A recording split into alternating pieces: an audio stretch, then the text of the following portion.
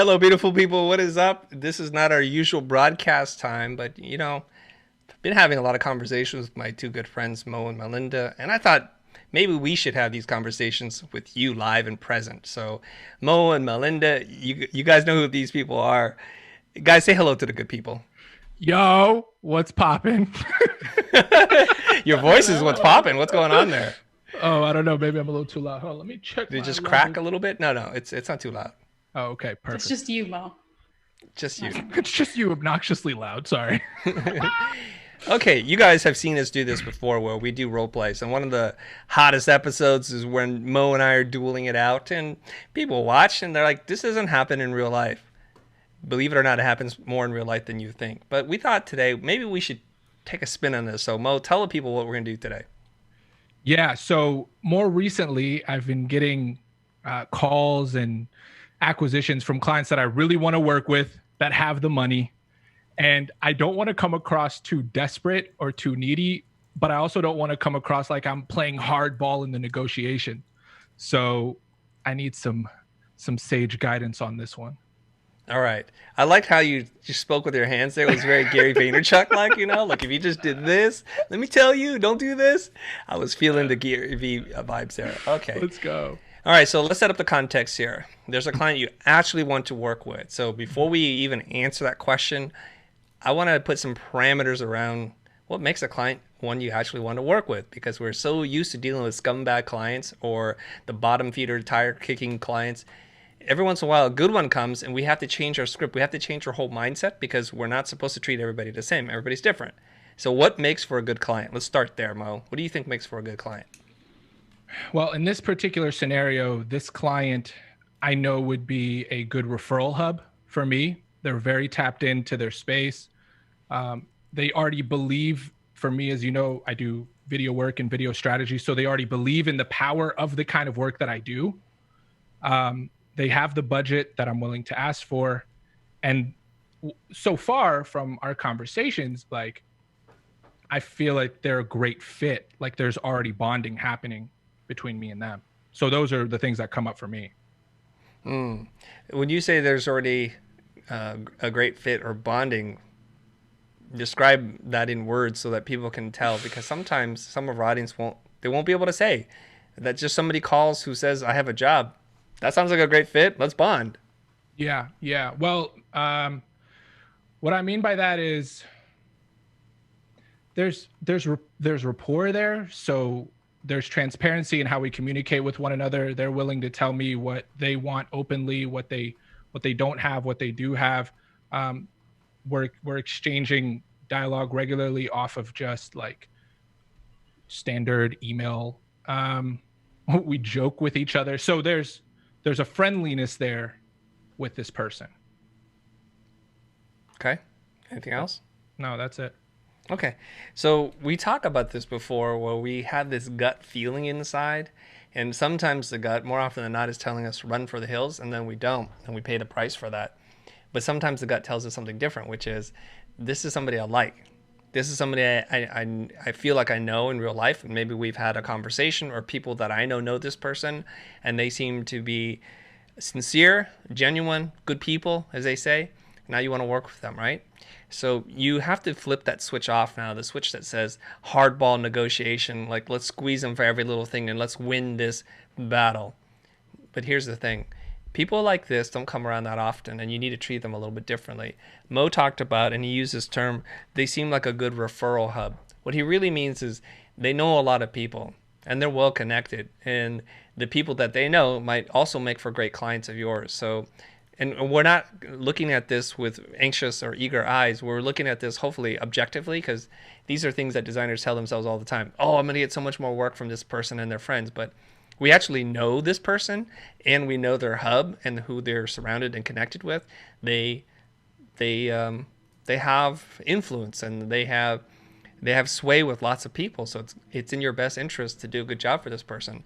So here's where the first mindset shift is going to happen, Mo, where you're going to want to adopt a different, less perhaps antagonistic, or where you don't have to be so contentious in the negotiations process because you want to make the deal work, right? So let's step into this. Let's set up a conversation and then we'll jump into it, like how we normally do our role plays together. Okay. Set me up. I'm me? You could be whoever you want to be. Okay. The setup is this person is looking for video content. They're already making video content, but they need to take themselves out of the picture because they're too busy elsewhere in the business, and they just called me up. Okay. And they're inquiring about video and me working for them. Okay, who are you and who am I? What would be best? I'm me. Let's me. Okay. And what are the parameters? You're setting up the situation, but how am I supposed to behave? You're not giving me enough to work with here, so that I know how to behave. Okay. You're already making YouTube content. You need someone to take over the editing of that content. You also are interested in creating micro content now to expand the content on other channels. Mm-hmm. And you don't really know if it's best to hire someone like me or to bring somebody in that can be your video editor. So that's how you're feeling. Or is that enough parameter? What is my mindset? Do I like you? Do I want to? How tough do you want? I don't know how to behave. See, because I don't talk to this client, right? Yeah. You're not giving me enough of a character profile for me to. You do like me. Consistent. You do like me. You've actually seen me on Chris Do's show. You've seen my own content on Instagram, and you like how I am as a person, the energy. But you're also really confused. Like you don't know what's the best option to go with as far as video.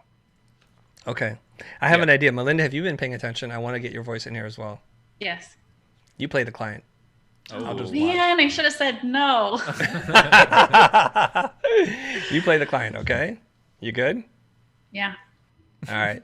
So Mo, when we do this, what's the intention? Like, are you trying to show us the right way to do it, the wrong way to do it, or why are we doing this? I'm going to do it exactly how I would do it. And then maybe you analyze if I'm going about it right. Am I hardballing too much? Like, does this look like the way you should behave with a client who you really want to work with?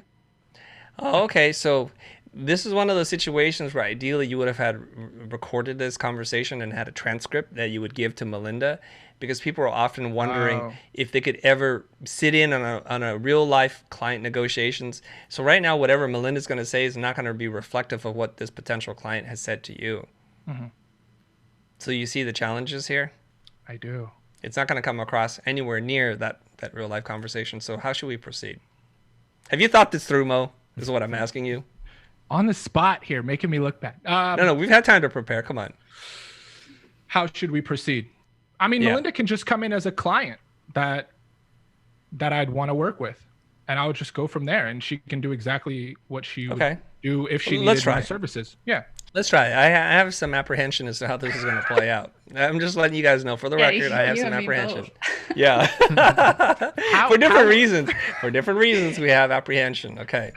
All right. So Melinda, you're gonna be this very genuine, sincere, likable person, and you like Mo. You want to work with Mo, but you're not just going to sign on the dotted line because there's money on the line here, and you have a lot of options to consider. Okay. And Mo's just going to be Mo, and we'll see how this goes. Okay, you guys ready? 3, 2, 1. Go ahead, Melinda. Hey, Mo. I think I need your help. I have a lot of YouTube content. I want to expand my audience. I want to attract a lot more people. And I heard that you're the person to talk to. So can you tell me more about what you do and how you could help me? For sure. Hey, Melinda, how are you, first of all? Great. Thank you. Good. I'm curious, who did you hear from? The Futur. Oh, nice. I need to send Chris that 10% check if we close this thing, right? You said you wanted to know, what exactly did you see as far as my work that got you interested? Yeah, well, I saw a couple of videos of you. I saw your Instagram. I saw the way you post your own content, but then I also saw another client that you had reposted in your stories. I looked into that and saw that you were doing something similar, not only for yourself on your own page, but then also for your clients. And I thought, well, that would be really cool to have that for my own business too. Okay. Did anything specific out of the stuff that you saw stand out? Just what I saw, the video clips that I saw were cut down from what I think were longer form videos. And I have a lot of long form videos that I would love to be cut down too. And there's just so much volume that I have, and I don't want to do that. And you seem like the best person for that. Awesome. Tell me, why do you need these cut downs? Like, what are they going to do for you and your platform or your business? Yeah. For me, it's going to expand my audience. So it's going to fill the top of the funnel, the awareness of what I do and my business. And so if I have more people that are aware of me, then that will lead to more people who convert into email subscribers. And then from there, it'll eventually convert into a sale. So more people that know about me, more people that I can sell to.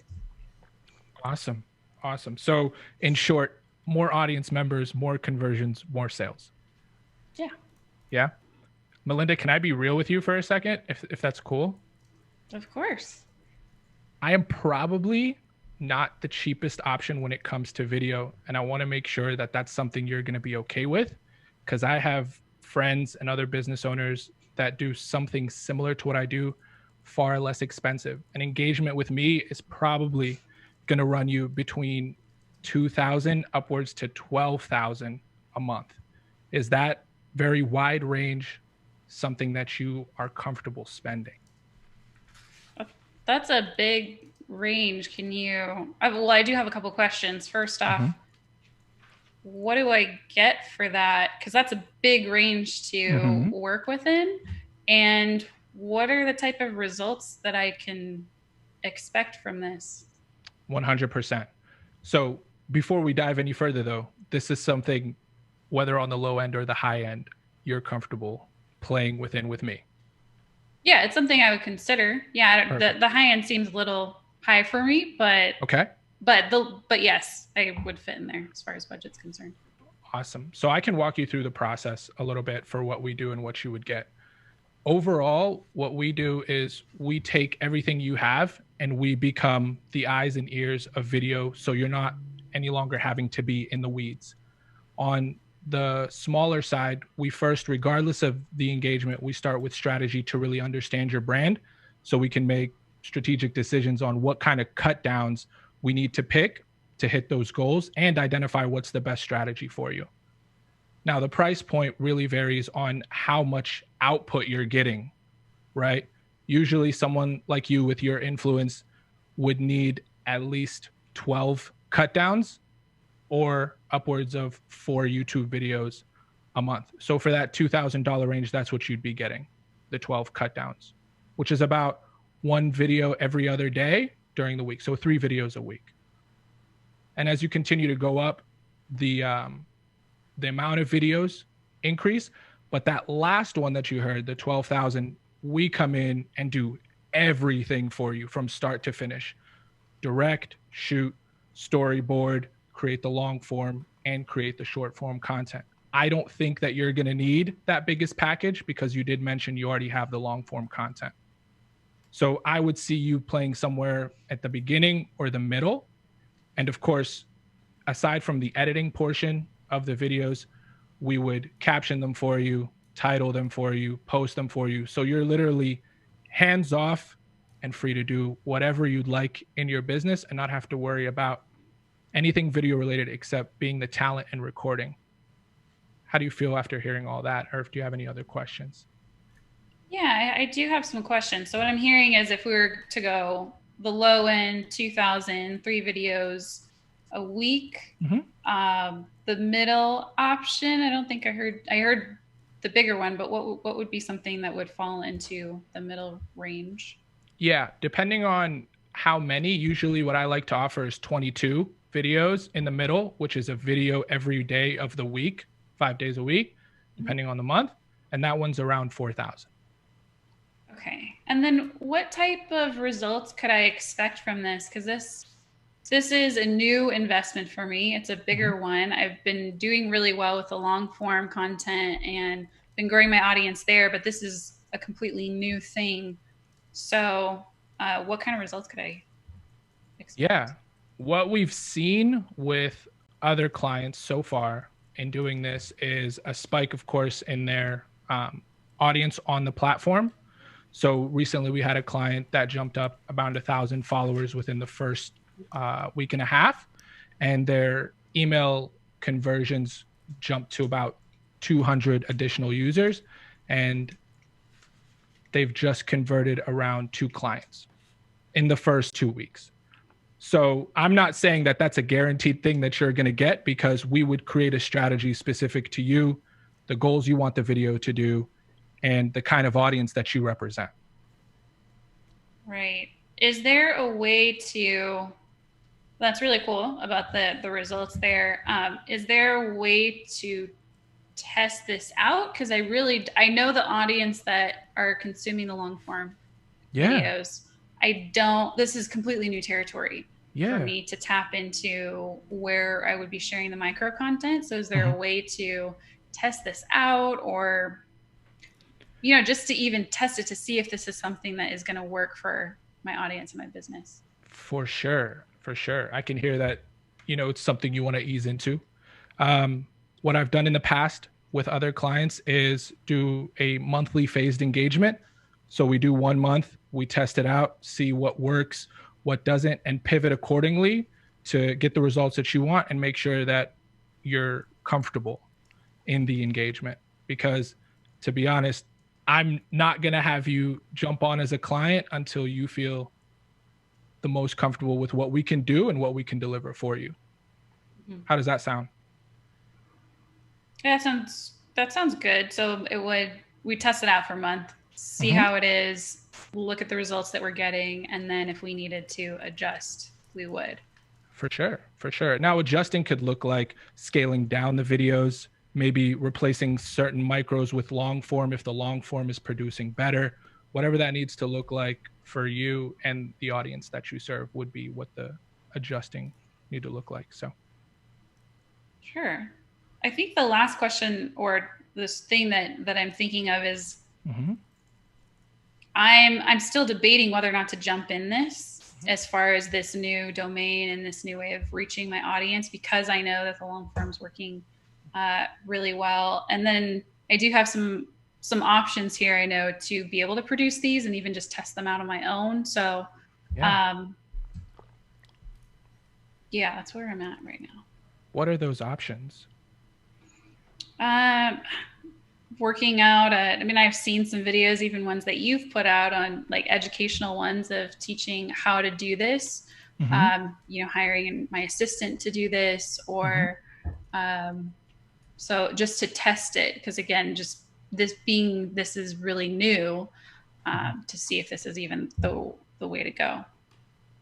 Got you. And how like involved do you want to be throughout the testing process? Like, what is your end goal for a relationship like this to look like? Well, ideally, I would like to hand off everything. I mean, and if this is going to work for my business and it's something I want to pursue, it's definitely something I want to just hand off to somebody else to take over, make those decisions, and check in with me to make sure that we're going on the right course, that we're attracting the right people, and the conversions are happening. But I would love to be hands off on this. Yeah. Okay. And let's say we can get you to a point where everything is hands off, even in the testing phase. What's a budget that you're comfortable spending for that first test month?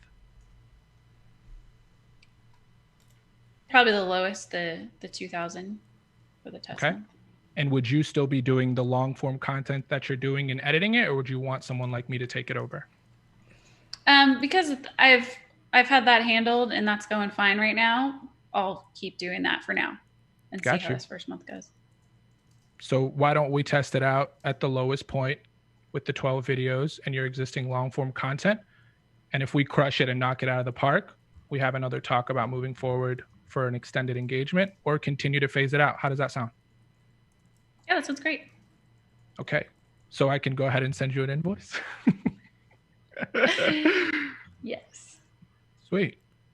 All right, click. All right, close and scene. And scene. All right. People are like, what are we witnessing? What is going on in the chat? They're like, what is this? Is Melinda a nice client or what's going on? She seems very nice. Okay, I have a lot of thoughts on this, Mo. Oh, God. I do have a thought too.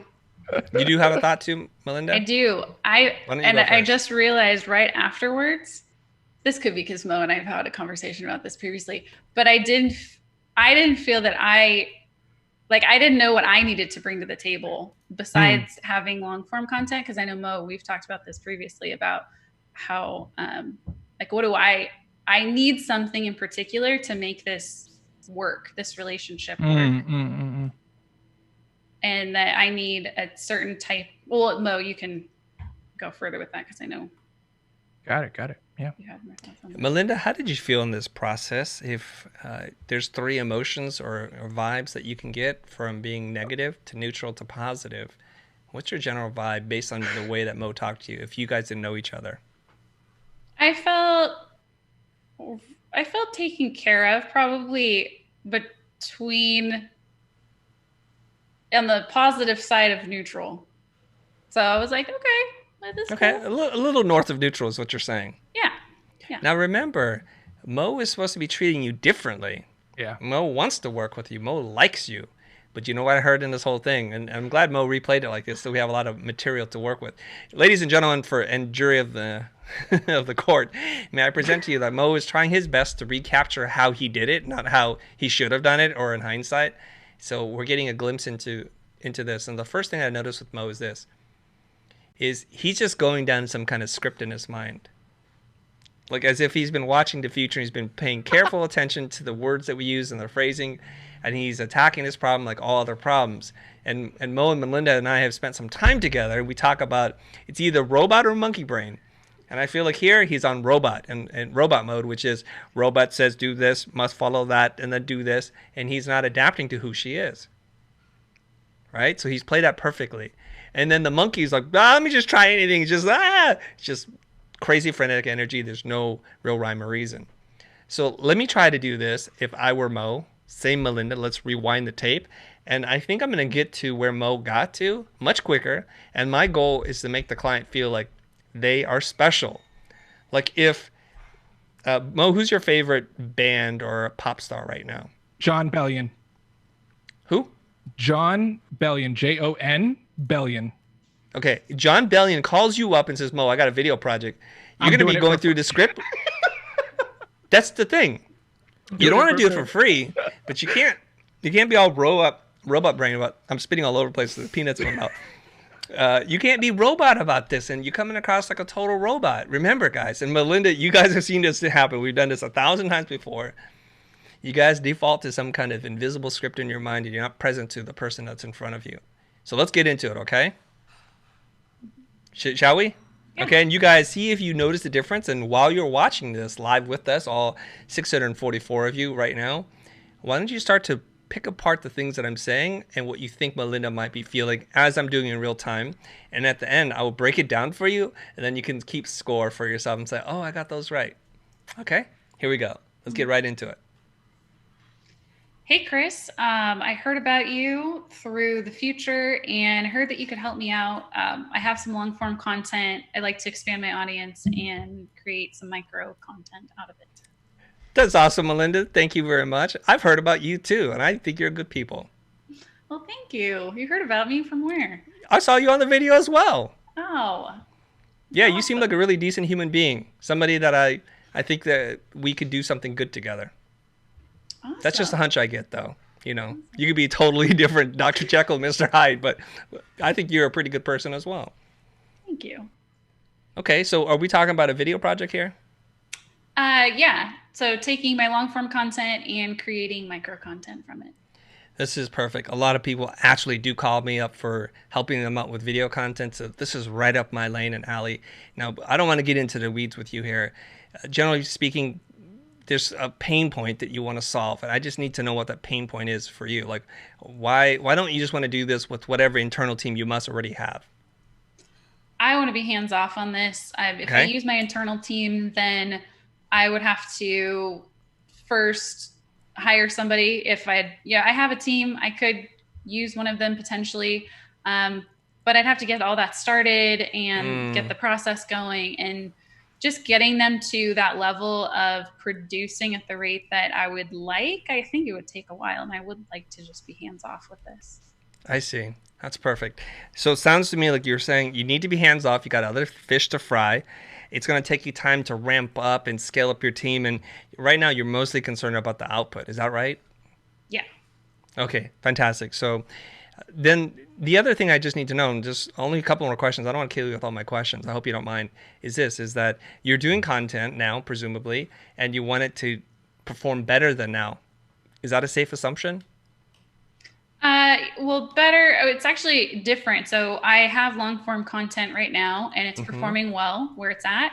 And I want to move into a new domain and so what we have on YouTube, I want to take that and then push it out to my audience and other platforms. So it is a new thing. So it's not even that I need it to be better. It's just I'd like it to work and expand. So what I understand is right now you're doing 0, and anything more than 0 is better, is it not?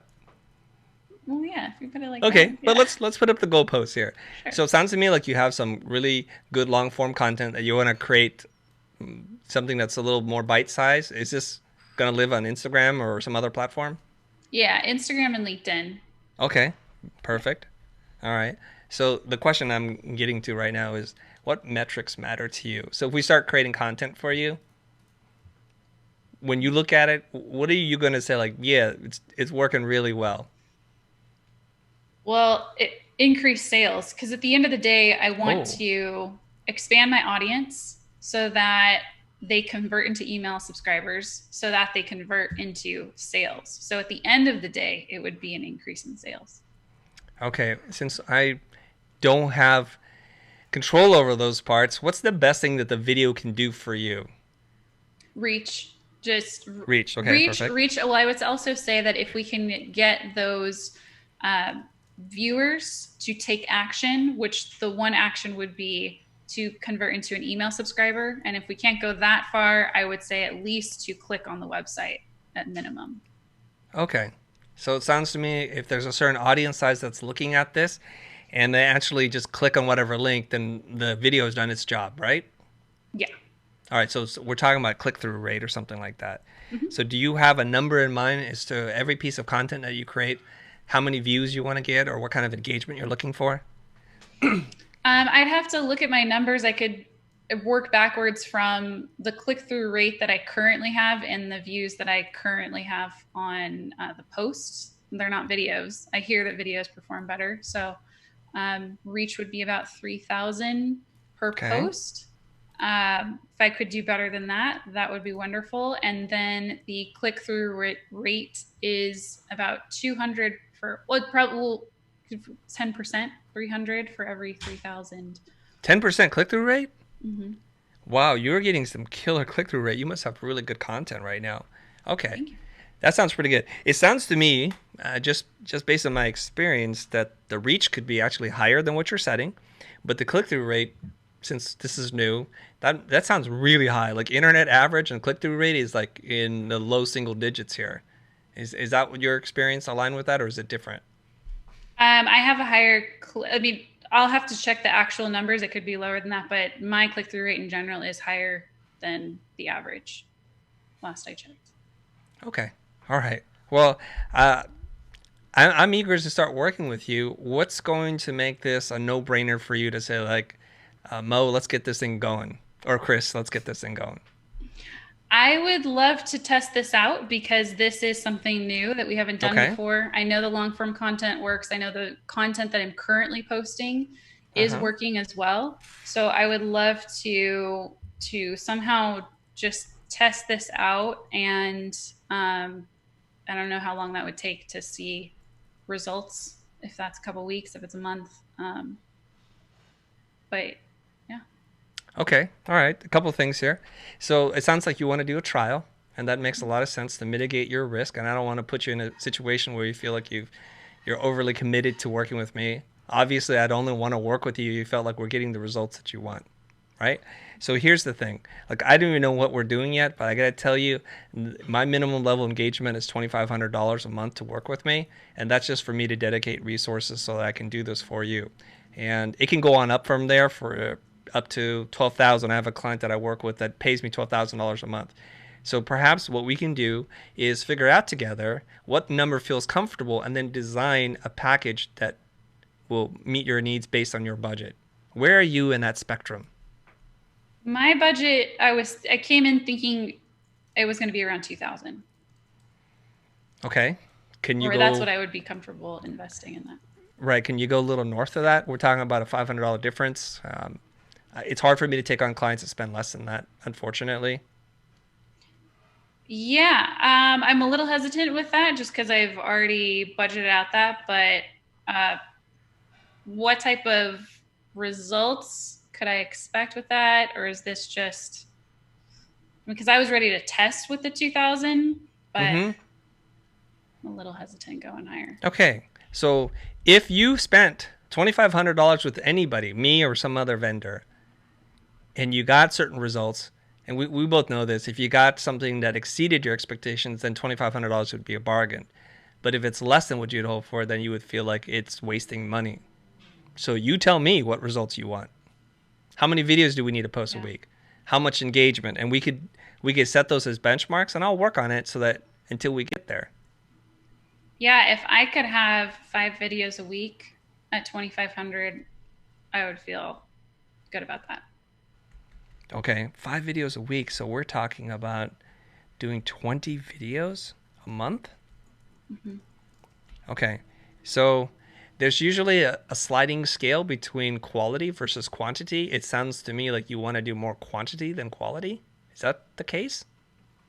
Well, because my long form content has already been, you could say, validated by the audience, I know that there is a type of quality that already we're bringing to the table with the video. So as long as the cuts are the right cuts and chosen correctly, then I feel like we're already coming in with high quality. I see. So you're looking for somebody to simply just take those videos and just cut them down and not actually add a lot to it. You know, I don't need to add a lot to it, but I do need someone who is going to pick really well the micro cuts that will connect with my audience. That is what I'm looking for. Right. Well, we could just look at your engagement graph on YouTube and look at the analytics and just pull from there. I mean, it's not much of a guessing game at that point, right?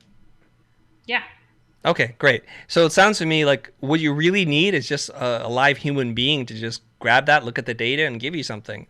I'd like to think I add a little bit more to it than that by adding titles and graphics and maybe pulling in quotes that are relevant or just recontextualizing it so that it feels fresh and new and relevant because you're talking about engagement and designing these things for a clear call to action at the end. But it doesn't sound like you need that. What is it that I need then? Oh, just somebody to cut it down. Oh. Well, cut it down. Because I can't honestly tell you I could do 5 cuts or 5 videos for you a week, 1 per day, and really, given how much I'm getting paid to actually add all the extra stuff that I think will get you the results that you want. I see. So what would, in your mind, give me the results that I want? How many videos? I think we need to scale it way back. I think maybe 2 to 3 videos a week. And that way I can spend some time, and also it'll give me time to think and reflect on the engagements you're getting and not just be cutting these things in advance and not paying attention to what your audience is doing and reacting to. Yeah. Got it. So you'd be more involved and engaged in not just there to cut down the video, but there that's what I was trying to say. Respond to the audience and create things that will actually get me to my goal. Yeah, I think that's kind of what you wanted, right? So that's what I heard, and not just hiring an editor to do straight editing work for you. Yeah, that makes sense. Okay, so does that feel like it's kind of getting you in a place where you feel really comfortable and happy about this? Yes. Okay, so if we did say 3 videos a week at $2,500 a month, we can try this out for 30 days. And I think what will happen in the very beginning, there's a little learning curve. I want to be honest with you. I got to still get a feel for your content, and it's probably not going to happen until midway point. So are you okay with that, knowing that it's going to take a little time to get there? Yeah, I understand Okay. that we need that time. All right. And most likely what I'd like to do with you too is maybe do maybe every 2 weeks give you a report and we can have a conversation and redirect if necessary. Or you can say, I love that, give me more of that or a little less of this. Is that okay too? Mm-hmm. Okay, great. And I got to tell you, I want you to be totally 100% comfortable with this decision because I actually like you. I'd love to work with you. And I know that you're a big influencer yourself. So I want to make sure this is a home run for you. Thank you. Yes, I feel confident moving forward. Okay, super. So I will send over a one-page deal memo. And if you're okay with that, I'll send you an invoice and you can pay it and we'll get started. I can start as soon as you guys send me a check. Is that okay? Perfect. Okay, fantastic. Thank you very much, Melinda. Thank you. Okay, bye. All right, and scene. Okay. All right, before we go any further, we'll ask Melinda the exact same questions. On the scale of how you feel between negative, neutral, and positive, where are you on that spectrum? I feel a little north of where I was. You're a tough cookie. This is a tough cookie. Oh my gosh. I did everything I could for you, Melinda. You did.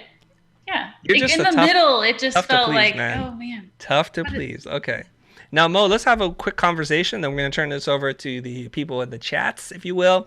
Our audience has grown a little bit to 775 people. And you guys hang out because Melinda has an amazing question. So don't go anywhere, and you're going to want to hear what she has to say and how we respond to that. But Mo, what's your impression of the differences between what you did, the old you, versus potentially what you could do? And do you see anything different? I do. So you really sat in the problem for a really long time. And you milked that to really understand why she would even need the video before you even started talking price. And you opened with, on top of that, you opened with just, yo, I'm a fan of yours. Thank you for calling me. So there was already this like mutual love that was set at the beginning. And it didn't feel to me like a sales quote unquote conversation. And then once you got to the point where you understood her problem and you needed to transition into talking price, you said something which I think is super powerful. Like, what would make this a no-brainer for you? So you're giving her the power to tell you what would work for her. Mm-hmm. What number feels comfortable for you, and we can customize a package. You didn't sound robotic like I did, where it's like, well, there's this, then this. And then towards the end, you still said, and you brought it all the way home. Like, I want to make sure that this is super comfortable for you, and know that there's a learning curve. So really easing her into what the entire engagement would look like throughout you working with her. And while still, you didn't sound eager or like desperate at all. Because when she said 2,000, you were like, oof, I don't know if I can do that. And then it almost made it feel like the carrot and the stick, where you were like, well, I would add graphics and this and this and that. And she was like, wait, but I do want that. I don't want to hire somebody else. So that's what I took. The high level, just you really stayed in the problem before even talking numbers. And it was very personal. Well, you know, the thing that you'll notice, if our audience is paying attention, you'll notice that she said, I want 5 cuts a week. Mm-hmm. So when I heard that, here's the breakdown for you guys, okay? When I heard 500 cuts or 5 cuts a week, I was thinking it went against everything else that she had just previously said. And what she said was, I care not to do this. I care to have a certain amount of views and to get click-throughs. Mm-hmm. But immediately her prescription is volume, volume, volume. And I don't want to argue with her. So I reacted by saying, okay, so you just need a person just to edit this and cut it down, right? That's all you need. You just, I'm using the just against them. And we always hear this used against us. So now I'm going to use it against them. I'm going to trivialize it. So you just need an editor to just cut this and just push it out. And then she took that posture, which I love that she did this. And she said, yeah, our content's already like, in your parlance, Mo, banger. So it's like, yeah, just a monkey can do this. So we should hire a monkey then. We should not hire me. We should just hire a monkey. No problem. Right. Right? But I'm sorry, I made a mistake. I thought you wanted somebody to look at the content and tailor it and make sure that there's a good call to action and the results that you want. So really at the end of each day, a lot of your clients and customers may say to you, yeah, make us 45 things, make us 200 logo sketches. But at the end of the day, they care about one result. So that's why I spent the beginning of the conversation understanding the one result she cares about. And I wrote it down and I mirrored her, and I mirrored back the same exact language. You want to be hands off. You want to ramp up. You want to have output. You want to convert. I said all those things so she knew I was listening to her. So this is a very, very subtle way to call into contradiction or point out like these two things, they don't sound the same to me. So which is it? And if she had just really pushed really hard in the whole, I just want to hire an editor, here's what I would have said, right? Like she's like, I insist, I want 5 edits. I said, okay. Here's how I would say, I really like you.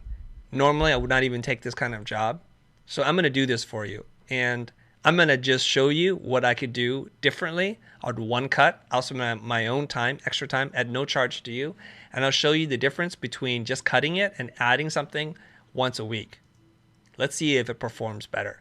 And I could be wrong. It could just be your straight fire content. None of the little extra flourishes matter, but I'll show you. And then let's have a conversation the next week so we can look at the numbers together. Is that okay? And if you, with your permission, insist that I do less content of higher quality, then I would do that. Otherwise, I'll just do straight cuts because actually my editing prowess doesn't matter. That's how I would have handled that. Chris, question. Yes. So like, if she's just asking you to be hands, and like Hands. it's something you could do quickly, why not just take that on and do that? Like least effort, Yeah. and then you get paid.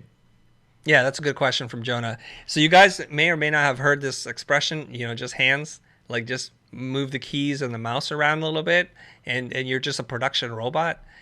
First of all, I feel like in a way for me, if I really believe in the things that I'm doing, that's a little dehumanizing to me, that you just need a cookie cutter system, like, and you just bang it out and you're not really adding to it. And sometimes that's all you really literally need. You just like gotta crank it through it. But I'm looking at building a relationship where I contribute more value than what I'm being paid, period. If I just do the minimum, I'll get paid that, and I'll get paid that the rest of my life. I think there's a quote from Zig Ziglar somewhere where it's like, if you do more than what you're paid to do, eventually you'll be paid more than what you do. Something like that. I hope I got that right. You guys understand? I'm not going to be able to repeat that. So I never want to just show up saying to myself, I'm going to do the minimum, because at that point I've already decided I'm going to self-sabotage this relationship. Because imagine then, let's imagine for a second, Jonah, I call you up and I say, Jonah, hey, just do this. And you're like, dude, I'll just take the money, fast cash. It's a smash and grab. I'm good. Right. And you do that for a little while, right? Mm. And then I, as some uppity person, calls up the clients like, hey, Mr. Mrs. Client, I noticed you've been doing videos, and I think there's a lot of opportunity in them to really outperform what you're doing right now. It doesn't look as engaging as it could. Would you be interested in having a conversation with me about this? Because I think here's what we could do. And guess what, Jonah? You've been sitting there in the back room cranking on your edit, just taking the money, and I'm going to steal your client from you. Yeah, like what you said, how you said you're looking to build a relationship instead of just being just hands. Yeah, I want you guys to think about this in different terms that you may understand in relationships, okay? Let's just say, and this is going to sound really crazy, and this is not premeditated, so this could go horribly wrong. We'll edit this out later after the live, but here we go. Let's say you're hanging out and you see an attractive person in the office, and you're like, oh, I really like that person. And you come to learn that, say she has a boyfriend, but he just treats her like garbage. Garbage. Takes her for granted, makes her wait, doesn't speak to her in a kind tone, is not supportive of her decisions and belittles her and all this kind of stuff. And you're like, oh my God, this is horrible. Do you know how open that door is for you to walk in there like, hey, you having a tough day? Can I buy you a cup of coffee? That door is just waiting for you to open. And people forget, this is just a relationship. Somebody hires you, that's a relationship. It's platonic, but it's still a relationship, and people still need to feel like you care about them and that you have their best interests at heart. Now, at the end of the day, if Melinda, the previous client, role play, she had said to me, look, I just want the numbers, man. Just crank out 5 videos a week. Then it's a numbers game. Then she's a volume kind of person. And that's okay. And I just need to make her be aware of that. Then what I would also do is also say, this is another alternative to how I could respond to it. I would just say to her then, okay, if it's just numbers, I'll make sure we hit those numbers. You'll have a video up on your account every single day of the week, and I'll leave it for you to figure out how to grow your account, how to get conversions, because that's what you're paying me for. Okay? Now, we have a little thank you super chat here. Fakin is saying, Chris, love your work. I want to approach bigger clients in foreign countries, but I don't know whom to approach. My IG profile. Okay, so thank you very much for your support. I can't respond to that specifically individually, but maybe I'll make a note right now to kind of figure out how to respond to you in a little bit. Okay? How to approach foreign clients. All right. What else do we need to talk about this, either in the chat or Mo or Melinda? Questions about this before we go into Melinda's question, which I'm also looking forward to. I have an observation between the 2 calls between you guys. Yes. That when you said relationship, then it brought me back to my conversation with Mo. Did feel transactional, especially when it came to saying, well, we do this amount of videos for this price, this amount for this price. And then it all of a sudden, like, oh my gosh, I have so many options and I don't know what's the best for me. And now I have to choose which one's the best for me, but can't you just tell me which one's the best for me? And then in the conversation with Chris, it was like, he only gave the information as it pertained to what I had just said.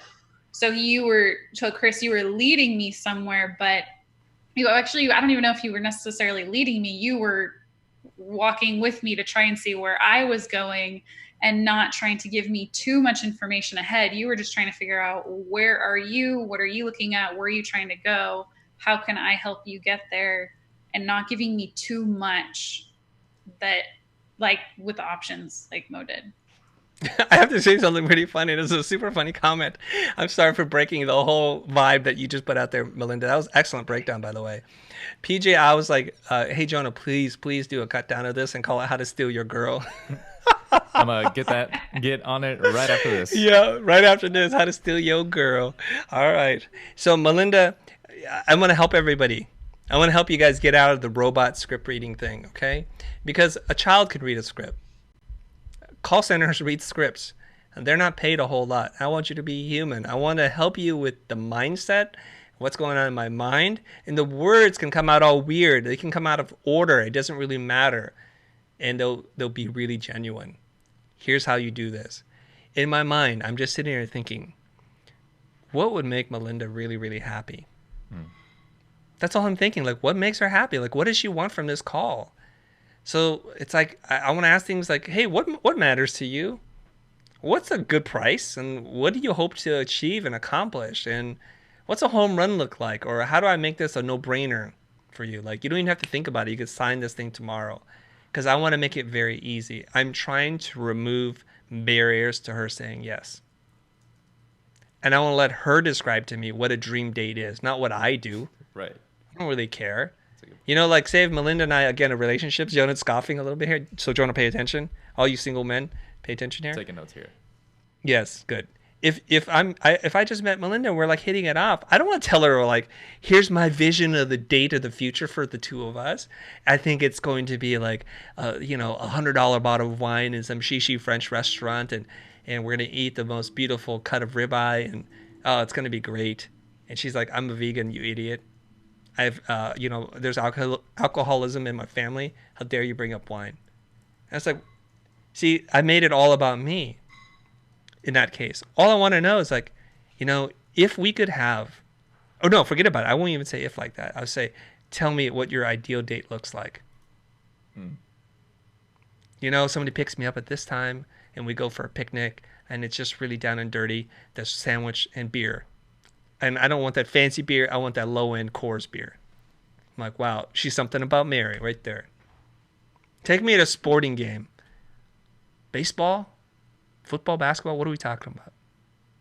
Who's your favorite team? And then surprise her and like, you know what? Keep your calendar open. I got us tickets to XY game, and you say yes, and it'll be there for you. So all I want to do is find out what makes her happy, and then design the conversation around giving her exactly that. Now, where I hear conflict, I'm going to try to resolve it, but that's my initial intention. That's it. That's good. So she could have easily told me at the very beginning, I just want 35 videos a day. I'm like, okay, it's all volume. I can make that happen if that's what makes you happy. All right. Any other thoughts, Mo or Melinda? No, I'm just out here being single now. You done stole my client. You're just out here. Just I high could and steal your dry. client. Oh, I know. You just did. That's not left. Yeah. I was here as it was happening. I mean, you guys are watching this. How many Yeah. of you realistically think this? Do you believe if I was back in the service business and I got your contact and who your clients are, and it's not that hard to find out. I just go to your site, I look at the client list, and I start calling them. If you don't have a great relationship, an unbreakable relationship, an unfair competitive lock on it, somebody like me who's really interested in your client and talks to them the way they need to be talked to could probably steal your client and charge more. Do you think that's realistic, that that's going to happen? And then if you say yes, I think that could happen. Strengthen up your relationship. Learn how to talk about business, and learn how to develop that kind of rapport that we're talking about. All right. Okay, should we move on to the next thing? Are we done analyzing this and showing you the 50 shades of how to have a client conversation that you actually really want to work with? I have one question for Melinda. Go ahead. What didn't they do that kept it from being an absolute best experience? Good question, Jonah. That is really good. I think with Chris, well, with both of them, they did tap into what I wanted and what I desired.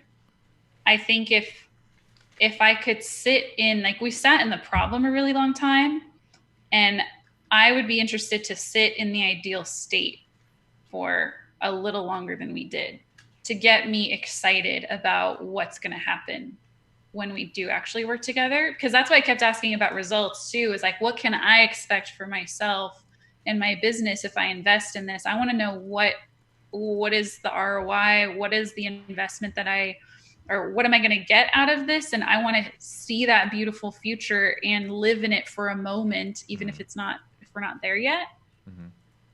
I think that would help. Okay, I want to address that. That's very good.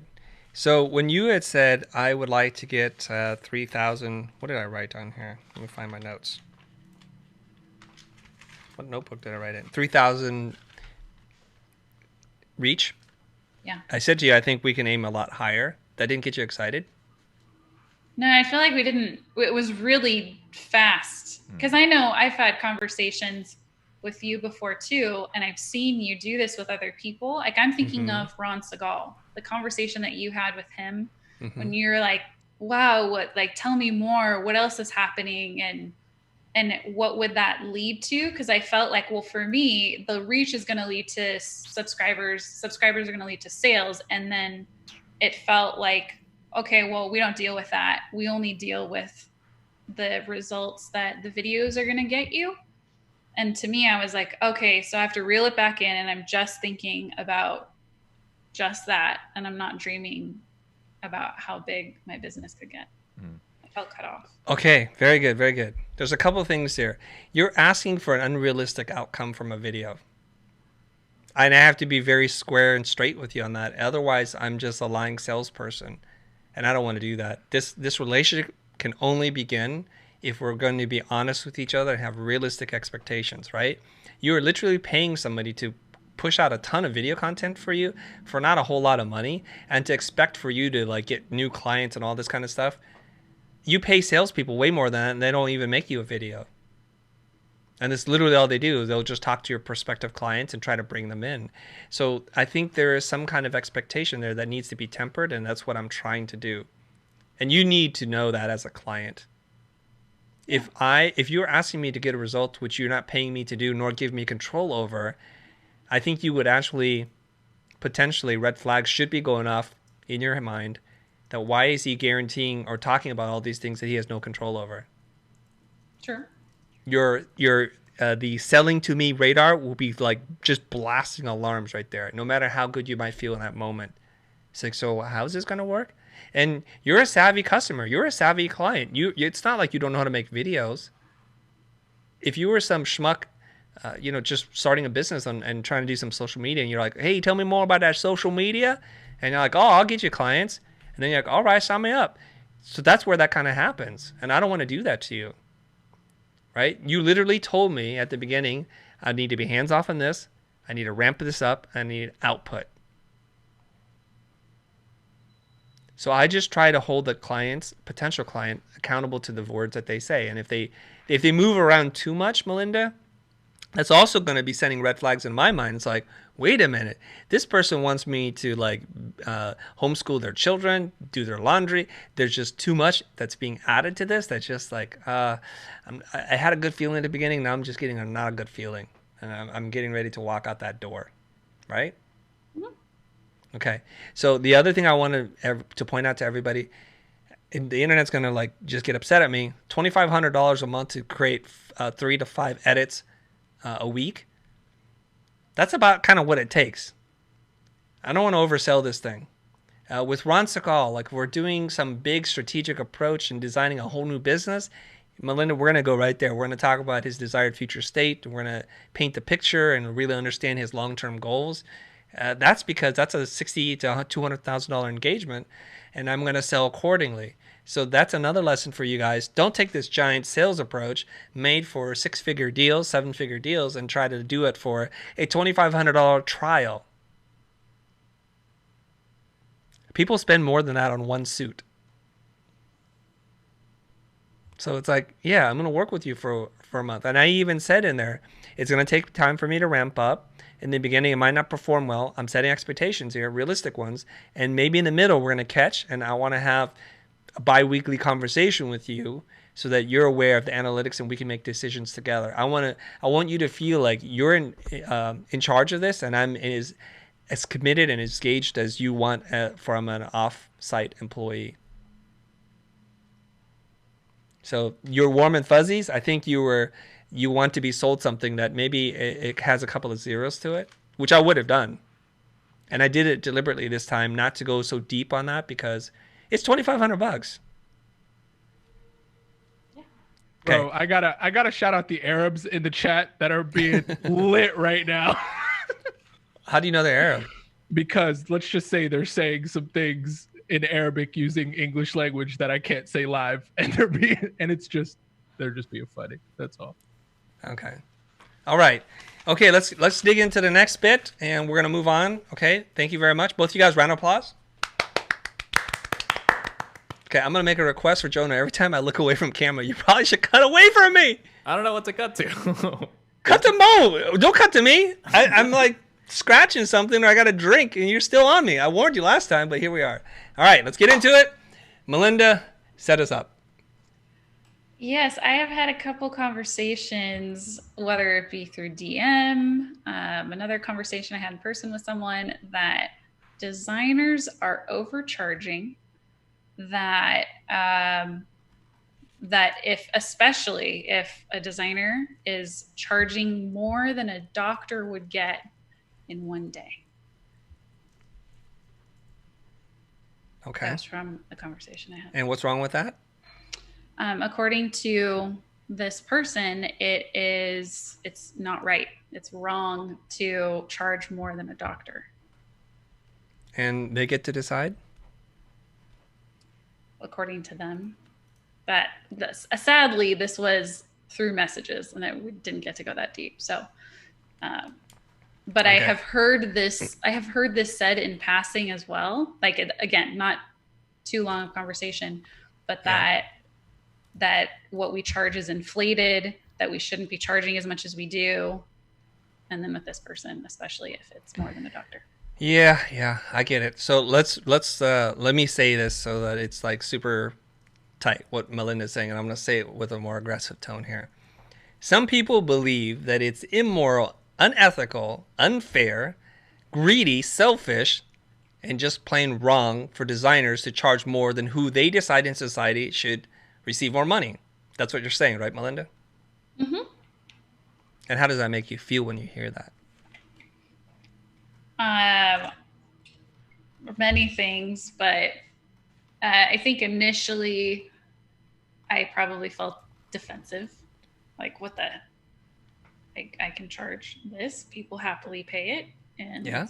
So to me, that's not doing anything wrong. But I think when I first had those conversations, I was feeling defensive. I think now I think to myself, well, who were you or me to decide what something is worth? Isn't it what the buyer, isn't the value in what the buyer sees in it and the value it is to the buyer?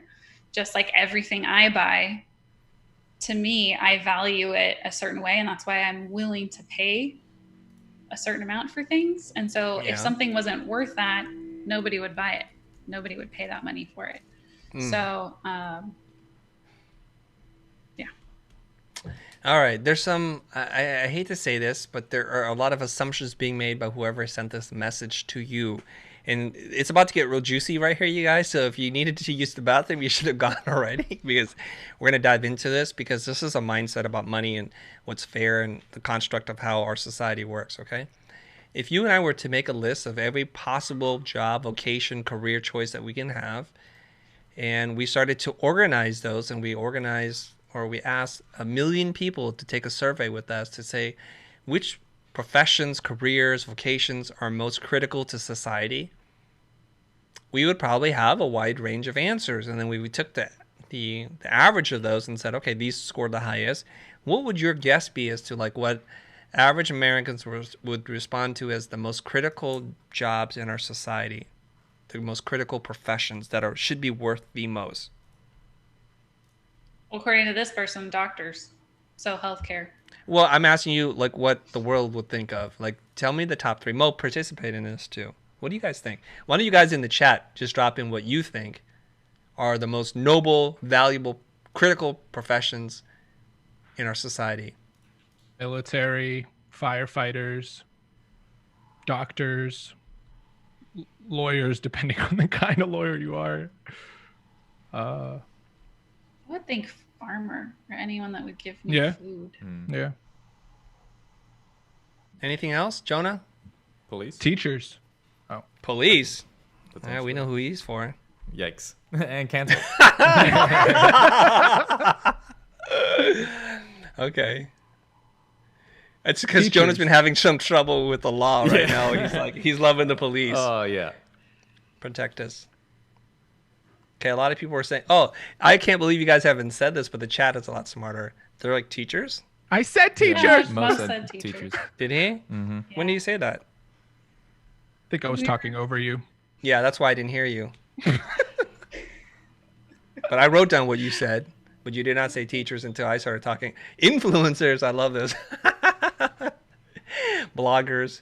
Oh, okay. Farmers, great. Okay. Oh, man. And so if we were to stack then, which ones are most important, which ones are most vital, I would say we need people to take care of our health.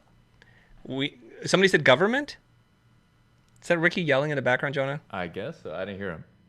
He just popped in. Does he understand we have a live stream? He just had to I run tried to over. tell him. It's just like, okay. Yeah. So you guys, it's like we need people to take care of us when we're sick.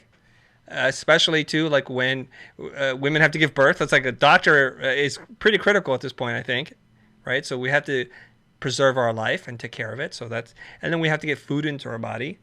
And then after that, I think there's probably like people to teach us how to do these things, because eventually those people die, and then we don't know how to replenish the people that do these vital jobs. So then we can say then, Melinda. Nobody said investment banker. Nobody said hedge fund manager. Nobody said media company or media mogul. Nobody said those things. I'm a little surprised that lawyer made the list. Normally people don't describe lawyers as the most vital, essential profession, but it's respectable. I'm just saying. So you see like where our society values. And then if you look at the rate of pay for each one of these things, as vital as a farmer is, as vital as a teacher might be to our society, what do they get paid, relatively speaking? Not a lot. I saw So this if this trap, person, like 2 miles away. when no, you if said it. this person has a problem, Melinda, they need to take this up with the American people, with the government, become a senator, do something to change these things. So that's where the real problem is. That the most valuable people in our society don't get paid that much. And there's also another problem that, and people have argued this before, that the corporations that are set up around these things, like doctors, they swear a Hippocratic oath to do no harm and to take care of people. It's not become healthcare; it's become profit care. It's ridiculous. Like people are going bankrupt just because they have a life-threatening illness. So there's a lot of problems here. Lots of problems. So why do we have to respond to somebody who says a designer should not get paid more than what a doctor gets paid? Who gets to decide? I'll tell you who gets to decide. The buyer and the seller. That's it. If you sell anything, creative services, if you sell a laptop, like, is it fair that Apple can command a pretty hefty premium on their products over competitors? That doesn't seem fair to me. Aren't Apple computers overpriced?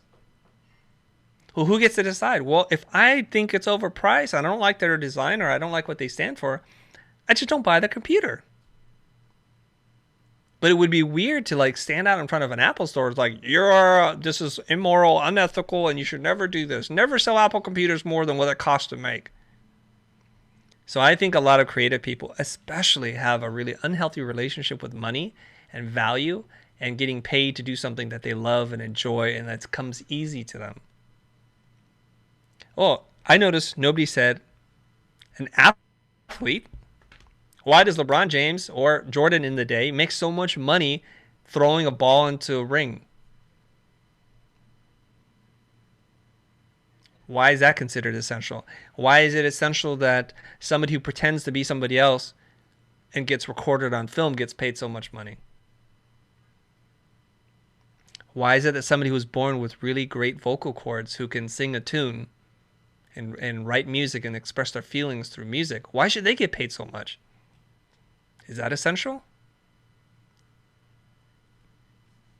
So where are we going with this? I don't know why we need to entertain these ideas. So if the buyer says, I need something, and you happen to solve that thing, then they'll pay for it. So if a large corporation has to do a rebrand, they have to update their logo, update their app, and millions, if not billions of dollars depend on this going right, they're going to pay for it because it's worth a lot more to them. And that's why they hire more expensive people to do the work. Mo, what are you going to say?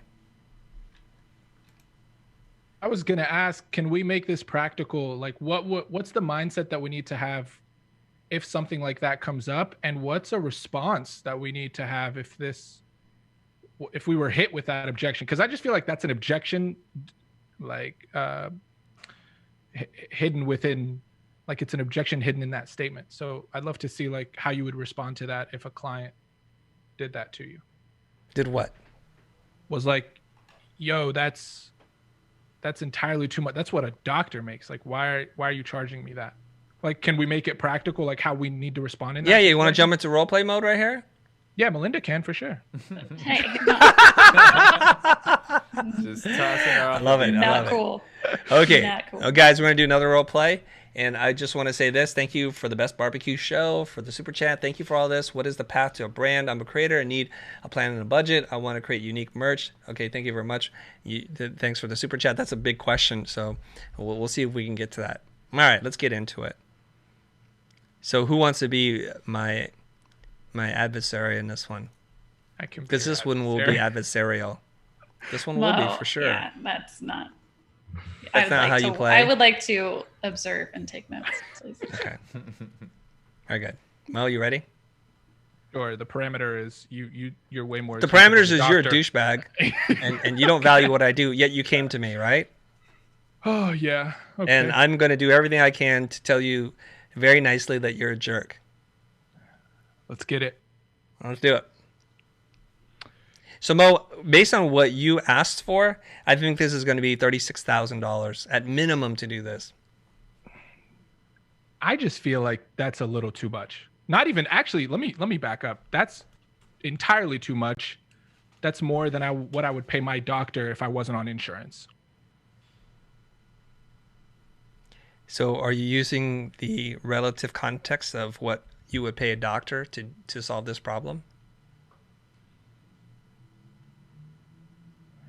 I appreciate that you're solving a problem. I just can't wrap my head around how this problem is making you that much money. Oh, it's not about me making money on this. It's about what that problem is worth for you to get off your desk so that you don't have to wake up tomorrow and look at this problem and it's still sitting there staring back at you. And there's no way that you can get it off my desk for less than $36K? Yeah, because that's the price I said. But do we already previously establish this is a much bigger problem than $36,000? I think it's a big problem. I don't think it's a $36,000 big problem. How big of a problem is it then?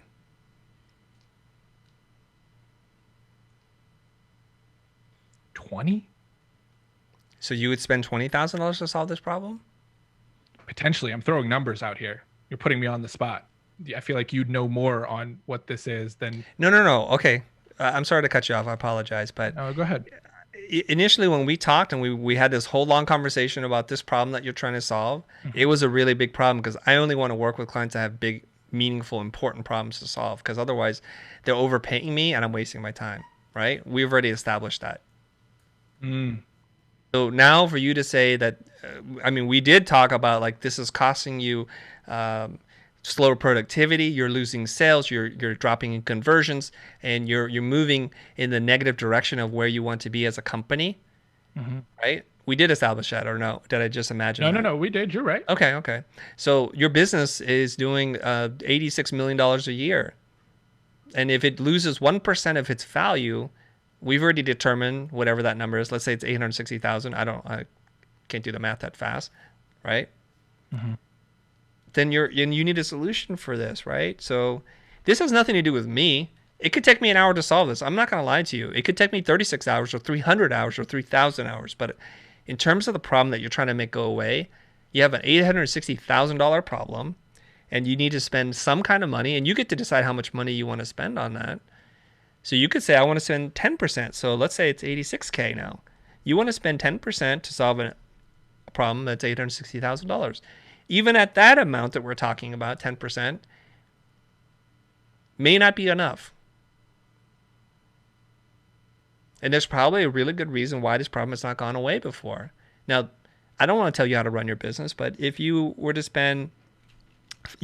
take 4 stabs at this at 20K, which seems like a number you're throwing out there, if you would try to attempt to solve this 4 times at 20K, you'll have spent less than the $86,000 we're talking about, right? By about $6,000. It's 4 times 20 is 80. So you would still save $6,000. Why not take that approach? Try one firm that you like. Okay, didn't work, no problem. Whenever that doesn't work out, try it again. And if you hit it the second time, you still saved a lot of money. Have you thought about doing it that way? Is that something you'd be willing to take on? Not me. The firm? Okay. No. Because look, the way I'm looking at it, it's like you have, at minimum, you need to invest $86,000 to do this. And I was like, let me try and make this work for you. So it's either you don't have a big problem to solve, or the strategy that I think you need to the strategy I think in terms of like what you need to invest in this is totally crazy. That's your right to assume that that's crazy and do it any which way you think that you can solve this. You could literally hire designers from all walks of earth for as little as $5 to as much as 5 million, and you get to decide what makes the most sense for you. If you like risk, then you hire the cheaper person. If you want to share that risk and lower the risk, then you just pay more. That's understandable. I just don't think the 36K is going to cut it for me. Okay. Yeah. So you will spend 20K and take as many stabs as you can, right? I don't think it's going to need that many stabs, but we'll see. You probably are right. Cool. Okay. Thanks very much for considering us. No worries. Appreciate the call. Now, people in the audience are going to say, that's exactly how this conversation would go. And I'll tell you, I've had these conversations dozens, if not 100 times. It never goes like this because people don't run $86 million companies by sitting there looking at $20,000 for this thing, knowing very well they have a ginormous problem. You made it an $86 million company, though. Well, no, we have to set up the context here, Mo. Yeah. Because you can't go and say like I'm a $200,000 company. See, what I presumed is we're getting right into the part where you could afford it, you need it, but you don't want to pay. Got you. So I had to backstory the whole thing because you weren't acting consistent with this character. Right? The whole role play was like to get into that part.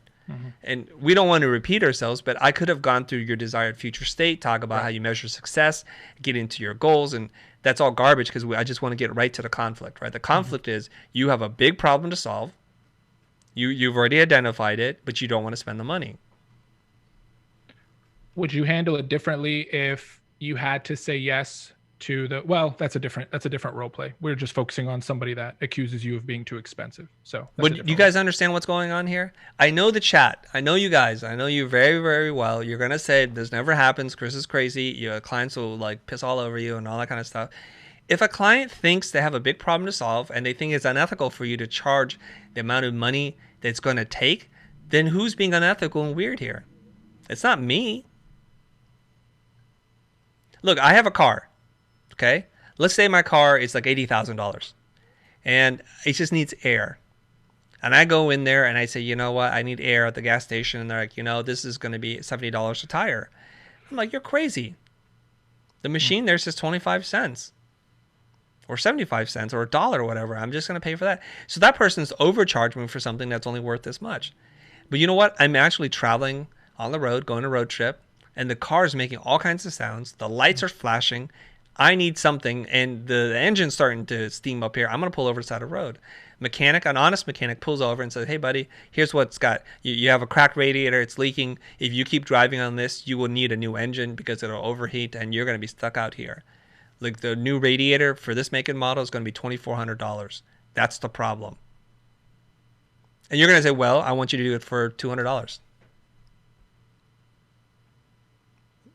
Because you know what? It's only going to take you 10 minutes to swap out the parts. Well, that's up to you. Probably a bad analogy. But that's why I try to stay in character, because I see the chat. They're like, yo, you didn't even come back with a comeback. It's because I feel like that person would be like, no, you're not trying to budge for me, so I'm out. I'm going to go find the 20,000 person that can do it. So here's the problem. That person will never do that, or very rarely do that. See, this is where people who have not worked with clients that are not just total, I hate to say this, but penny pinching, miserly, bottom feeding, blood sucking leeches, they don't understand that in the professional world, people who are successful have to run their business in a way that's congruent with a successful business. Very rarely do you see somebody running a successful company that's just that dumb about money. Now, I've read a lot of sales books that have really helped me to understand the psychology, the statistics of things that I already knew intuitively for many years of doing this, okay? Now, what they all say is this. When a client comes to you, they have a problem that they already know they have to spend money to solve. I want that to sink in. When a client calls you, they have a problem that they know only by spending money will that problem go away. I'll give you an example. I have a wedding to go to. I don't own a suit and tie. I have a problem. And my wife won't let me get out of going to the wedding. And they're friends of ours. I have to go to this wedding. I have to spend money to solve this problem. I can't stand outside of Neiman Marcus or Hugo Boss or wherever, or Armani, and say, look, I need a suit, but I'm not going to spend money to buy this freaking suit. Well, go somewhere else. Then I'm gonna take my butt over to J.C. Penney or wherever else they might sell, Ross, Marshall, some TJ Maxx. I'll buy a suit there, and it'll look totally tacky, and that's okay because I don't care. That problem is small in my mind. Okay, same problem, different scenario. I have to go to a wedding for a celebrity where there's going to be celebrity photographers and everybody's A-list talent. Same problem, different stakes. The last thing I want to do is show up looking like I bought a $4 suit and look terrible, because this is where people get seen. So where we run into the role play where it totally breaks for us is that, generally speaking, I like to work with those kinds of clients who have big problems to solve. The role plays break usually because people don't have the experience with those kinds of people, and they still operate like the guy or girl who's trying to shop for a suit at J.C. Penney. I'm not selling to you. There's a lot of people out there who'll take care of you. Nothing wrong with you. Nothing wrong with those people. You guys work together. I worked at that point at one point in my life, back in 95, I think. But now I'm not at that point. I don't want to work like that. I don't want to work with people who don't have big, important problems to solve. That's where the lack of pushback is, right? You can't have that whole like market bazaar haggling mindset and run a multi-million-dollar corporation. And that's why it's not congruent. At least not in the world that I've seen. Okay, let's add to this conversation because it got a little hot. Melinda, was this respective to what that designer that reached out to you was experiencing? Like, do you think that character was that way? Well, you took it into a role play between client and designer, and I think they're coming from looking at other designers and saying what you're charging is overcharging, which to me is then saying, oh, I can't charge that much. Like, that's what I'm reading into it. So this took it in a different route. I think if we were to talk about what that designer was talking to me about specifically, it would be as if going back to Chris's example about the air in the tire. And we didn't change the fact that you needed air in your tire. We didn't change the problem at all. That, wait, you're charging me $70 for air. That's overcharging. I'm trying to channel what this person is feeling and seeing. They're not seeing that problems vary. They're seeing that that's what I'm assuming here, that they're saying that every problem is the same. Therefore I should always pay $1.25 for air in my tire, never 70. There's never a context that I should pay $70 for air in my tire, ever. There is. If you're in the desert 300 miles away from civilization and you're going to die of thirst, there might be a context. And at that point, somebody's taking advantage of the situation, but very rarely, right? Like, if you're going down the Titanic and there wasn't a lifeboat for you, that lifeboat all of a sudden becomes worth every penny in the world. Well, I have some examples of what they had responded with in the very short communication that we had. They say, well, you wouldn't pay $300 for a burger. You wouldn't pay $2,000 to change your car tire, and you wouldn't pay $5,000 to buy a book. That was their argument. Those are all wrong, by the way. There are burgers that you can buy that have actually gold flakes on them, made of the most premium beef you can eat, and you guys can look that up. And there are books that sell for way more than $5,000. Collectible books, rare out-of-print books. What are the other things then? So I've already disproved two of them right there. Tire, change your car tire.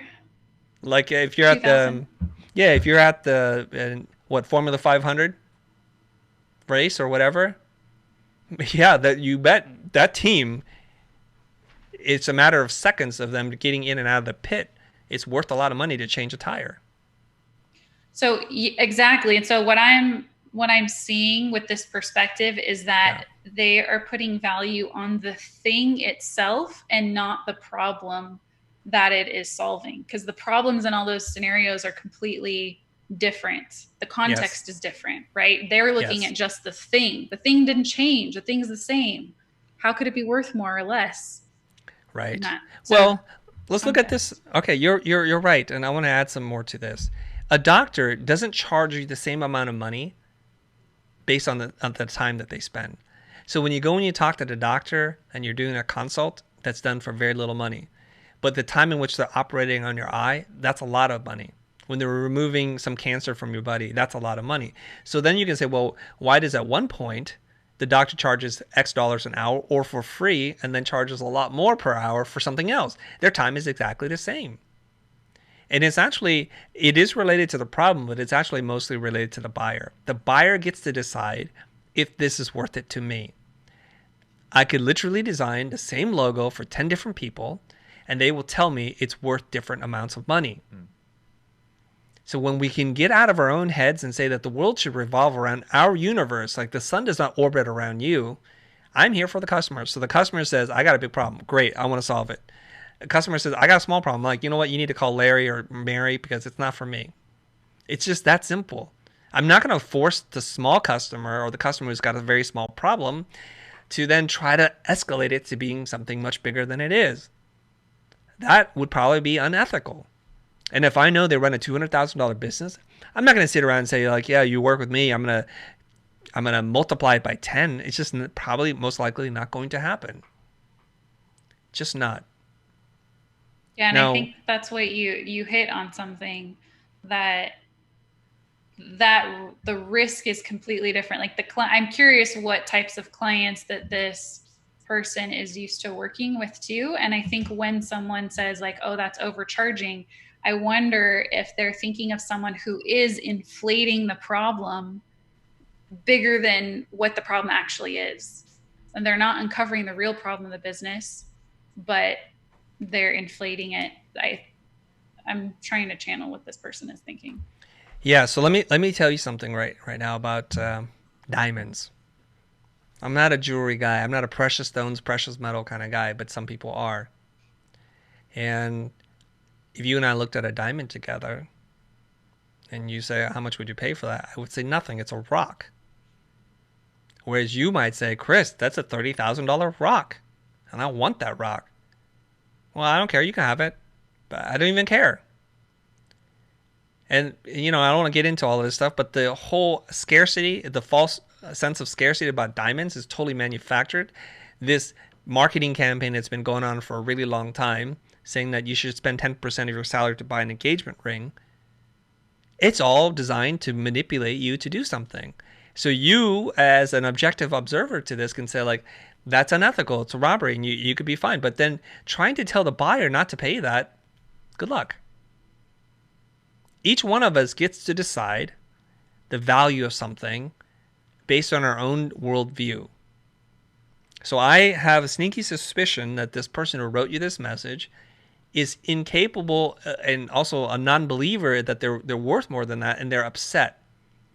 Their worldview is design's only worth this much because, you know what, they're worth that much. And so when they hear about other designers charging more, it upsets their worldview. So rather than accept that, you know what, in this world there are many ways to solve a problem and many different approaches, their first instinct is to tear your world down, to say your worldview is invalid. The only one who gets to decide what is valuable is me, my value, my lens, my belief system, and then they impose it on you. So let's not pay any attention to this at all. Because in other circumstances, we would say this is ridiculous. Why would I ever even listen to you? Now, conversely, you could lay down a sheet of rocks, right? That you gathered from the riverbed. Some are round, some are sharp, some are jagged, and you're like, rocks for sale. And all of us who walk by are like, what is this person thinking? Who would buy a rock? I can go down to the river myself and get a rock. But you drag it onto the battlefield, and David is standing before Goliath, and he has a sling. No rock. Rocks for sale. I'm like, okay, that rock just became super valuable. So it's not really up to you to decide. The same thing goes for just about everything, like the seat on the airplane, the bottled water that you guys buy and consume, the handbags that you carry around your clutch or whatever and say, this is worth a lot of money. The buyer decides this is worth a lot of money. The seller happily agrees to take that money.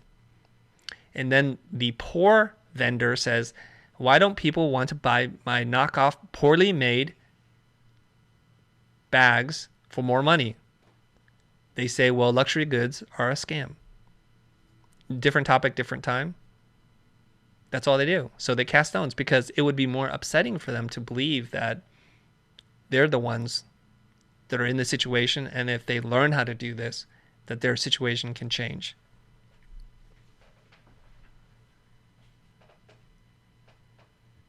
Yep. Why don't we have the mic drop sound effect on that one? Just Here, I'll do it. Okay. Jaden is saying, Chris, how much do you make as a designer and as a mentor? I make a lot of money as a designer. As a mentor, I charge $1,000 an hour for coaching. Shock! He's a charlatan. It's unethical for me to charge that much. Don't buy. That's fine. As a designer, my company's billed more than $80 million since we started. So a lot. Next question here from Best Barbecue Show. Saying, Andrew, I guess I don't even have a concept of a budget. I see you. Okay. What else here? What other questions we got, Jonah? I know this is spicy, so let's deal with it right now so I don't have to circle back and deal with you in the comments later. Mo and Melinda help me out. And Melinda's microphone is muted only when she mutes it. We don't mute this, guys. We're not trying to silence anybody. So people are like, unmute Melinda. I'm like, My fault. Sorry. No, it's not your fault. It's like people just need to know. And Mo's muted too whenever he doesn't have something he wants to say. Okay, so what's a good comment? Or I'm here for a few more minutes, and then I think it's time for me to go. What's up, Angel? Acevedo, I see you. There's a lot of future pro fam in here. Mark Quezada was on. Who else was on? I think Drigo was on, potentially. Oh, Drigo was on, yes. Angel, a couple other people. So Best Barbecue Show has another comment here, super chat. The creator is bringing value back to a company. Would you spend $36,000 if you knew it would turn into $50, $500? A tire burger don't make you money. All those things are true, but a good tire will save you money if you're in construction or if you're in some industry that's vital that you be where you need to be at said time. That's why certain tires cost more money than others. It's just that everybody has a different need, a different worldview, a different value system. And I think once you start to understand that, then you understand the subjective nature of value. I mean, the other analogy is to say, well, if you're not 6'2", 100 something odd pounds, and have these measurements, then you're not beautiful. Well, says who? So that's where. What's that? Well, I was going to say there's a comment, but when you finish, of course. I'm done. Go ahead. It said, but real world examples. Most people are starting out and trying not to negotiate themselves out of business. So maybe it's too, like, the concept is too high to defend your price point. Not sure. Wait, Mo, interpret that and let's answer this question, because I feel like I know what it is, but I'm not looking at the question myself right now. So channel your best version of that. If you're just starting out and not trying to negotiate yourself out of business, what do you do in a situation where the client is fighting back for you to lower your price? So you need the money. I've done this before. Yeah. Okay. I just graduated school. You need the money. You need experience. You need to do stuff with your life. Yeah. Take what you can get. I don't have a problem with that. I mean, I remember one time there was an art center professor, and I had just graduated school, and for whatever reason he got my phone number, or maybe I responded to. No, I know what it is. I responded to an ad. They post this at school all the time. Need graphic designer to help with print design, whatever. I probably called and showed him my portfolio. And I think at that time he had Wells Fargo as a client, and they did a lot of collateral, like print design for them, brochures and things like that. And we talked. I can't remember the exact nature of this, but he asked me, like, what do you charge? And I think I said like $40 an hour. He says, we pay 25. I thought about it for a while. I was like, is that the best you can do? And he's like, that's the best I can do. That's what I can afford to pay. And I said, okay, I'll take the job. That's it. Why'd you decide? Do you need the money? Okay. What's that? No, I was gonna ask, why'd you decide to take the job instead of like throwing it away? At that time, I just wanted to work.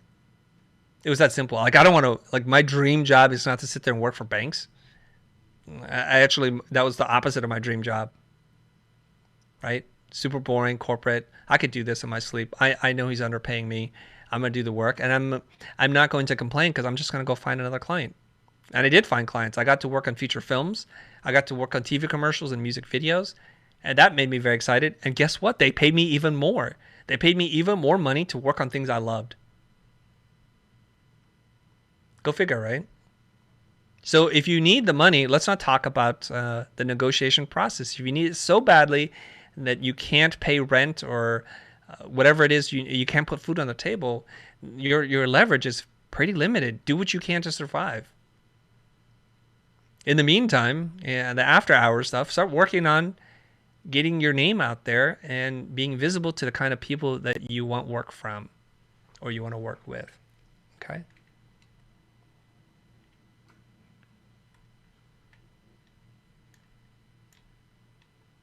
What's a legit question or something that we can argue about? Mo, did we answer that question? Like when you're starting out? I mean, if it's up to me, we did. Okay. I want to share an idea with you guys that are all hanging in there with us. I still see you. Is your job isn't necessarily to take everybody that calls you needing work. That's not the goal. The goal is to find a good fit. Something that you believe in, somebody that you'd like to work with, and somebody who values you enough. There's a lot of yous in there. That they're willing to pay you what you're asking for and will treat you with some level of respect. And if you don't feel that, just say, I'm not the right person for you. Now, I know that's easier to say in these tough times than it is to do, but under normal circumstances, that's what it should be.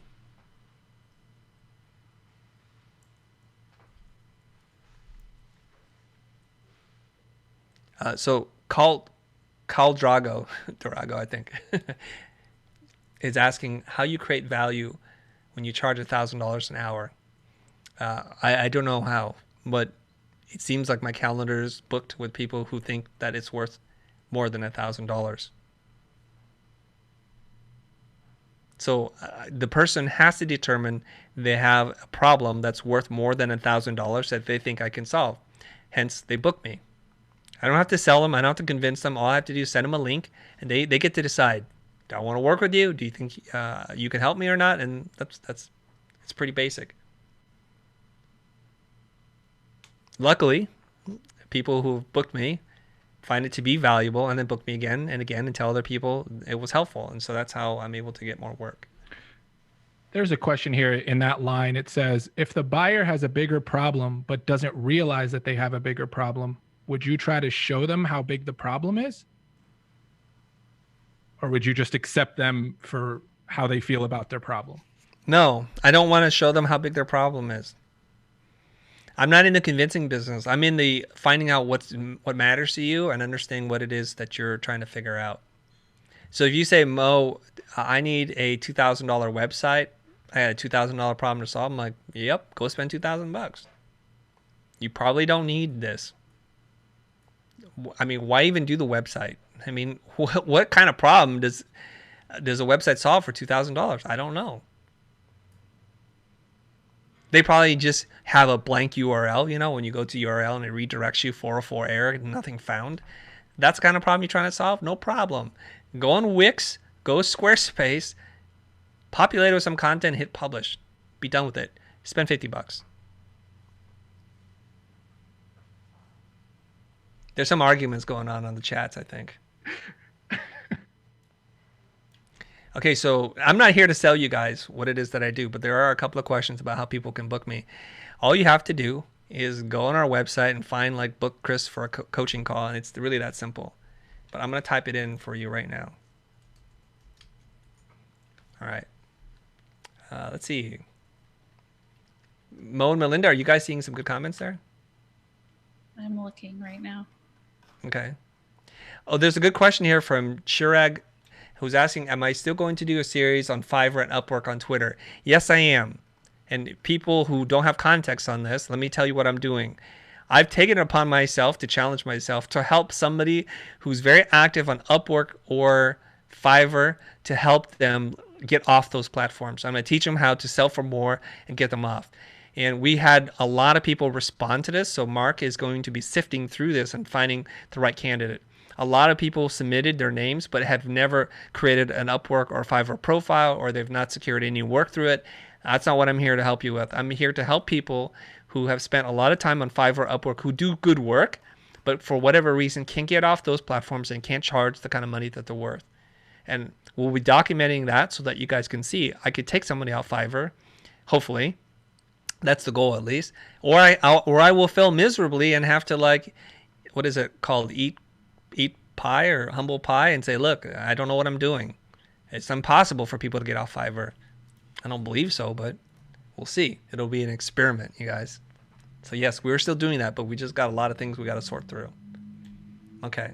Someone asked, what if a person pays $1,000 for coaching and they feel like it wasn't worth it at the end? I don't know. I've never had it happen. I've done a lot of coaching, you guys. Maybe not 100 coaching calls, but I've done a lot. And initially I charged $500 an hour and I was being booked too much. So I had to change my rate to $1,000 an hour, and it's starting to get too much. So then I will have to raise my price again. This is supply and demand. I only have finite hours of time that I can sell.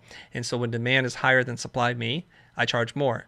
And when you have something that's scarce, me, I could charge more. When you guys start to realize that, you'll start to realize you could charge more too. How does one become scarce? Well, become visible, become valuable, give value to people, and then you will be in demand. You generate demand, therefore you're scarce. When nobody knew me, there was no demand, not that scarce.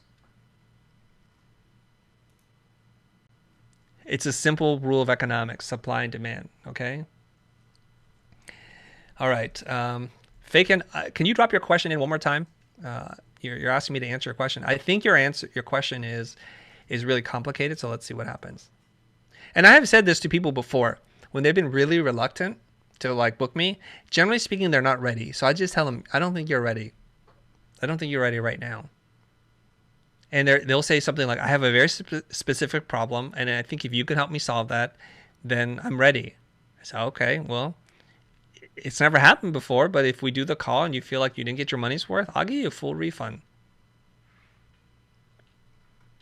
I got his question if you need it. Go ahead. Thank you, Mo. Ask it.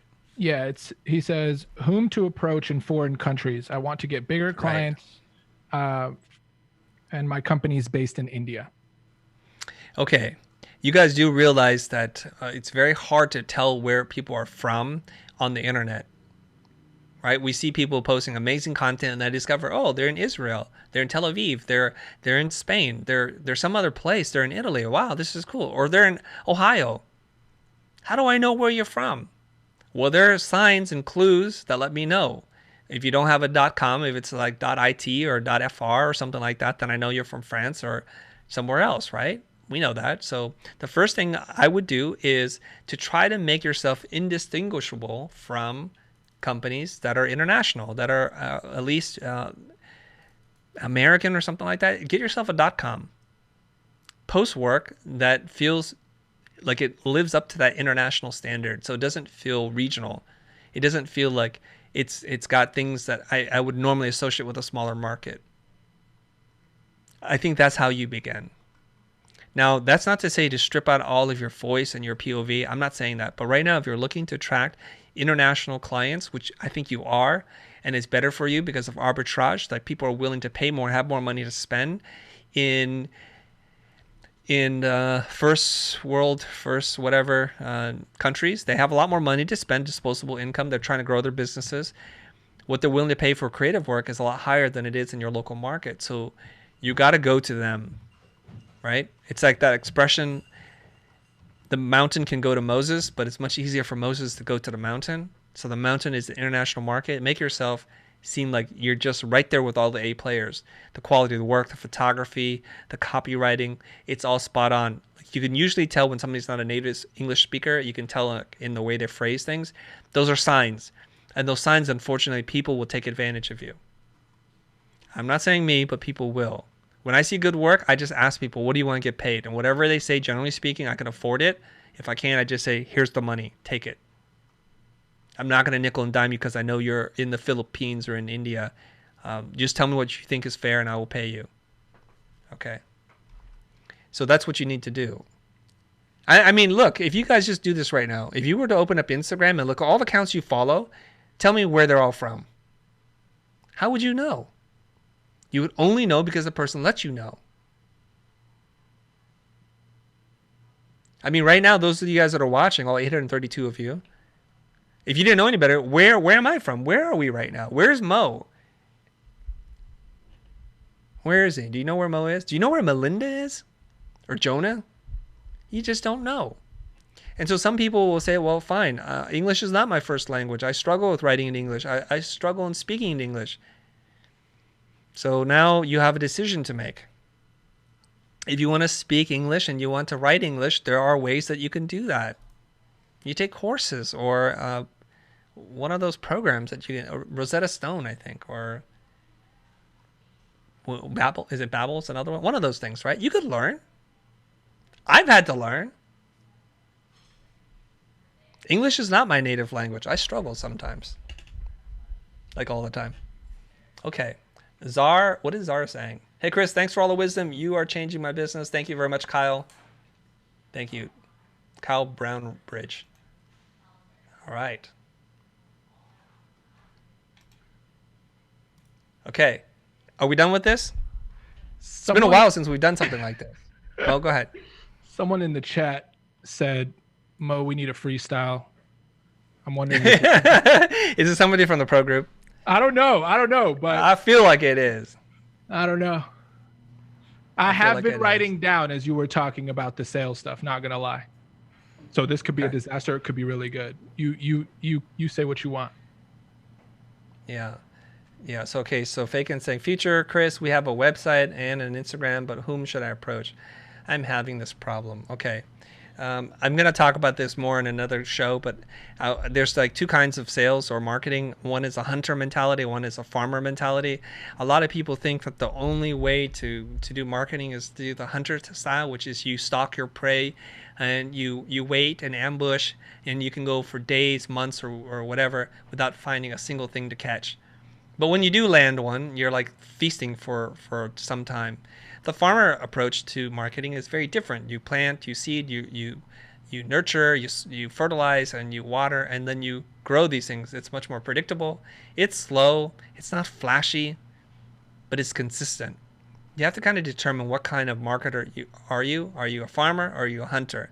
So if you're a farmer, which I think most creative people are, start thinking about what you can do to till the soil, to plant the seeds, and to grow the crops that people desire, the cash crops. And if you're doing work that people aren't paying attention to, there's a number of problems that could be there. It could just be the work itself, like it's not good. It could be the type of work. It could be the way that you present it or the hashtags that you're using or your lack of consistency in terms of putting it out there and engaging with your audience.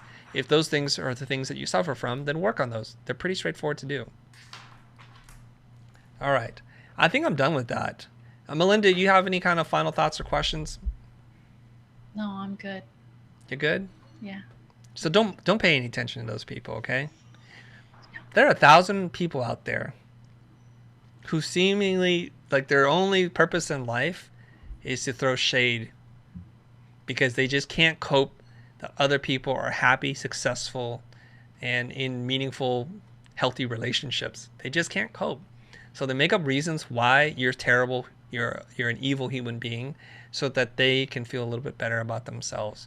And for all those people, hey man, if that's your drink, you want to drink your poison, be my guest. I'm not going to stay there.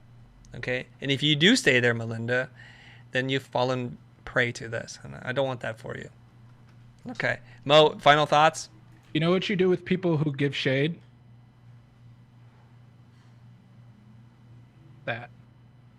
That do not even make sense.